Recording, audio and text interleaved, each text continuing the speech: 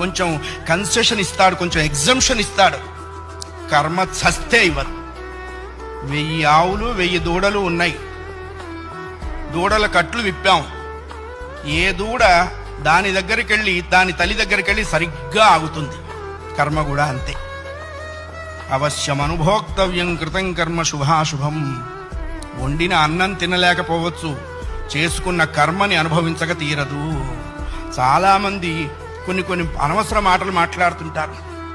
బ్రతకదలుచుకోలేదు, చచ్చిపోదాం అనుకుంటున్నా. చావునేటువంటిది ఏదో ATM card పెట్టంగానే డబ్బులు వచ్చినంత ఈజీ అనుకుంటాడు. నువ్వు అనుకోంగానే చచ్చిపోతే నువ్వు చేసిన కర్మ అంతా ఎవడు అనుభవిస్తాడు? కర్మానుభవం అనుభవించడం కోసమైనా అది నిన్ను బ్రతికిస్తుంది. నీ ఇండివిజువల్ ఐడియాస్తో నువ్వు బ్రతకవో ధర్మశాస్త్రం చెప్పింది.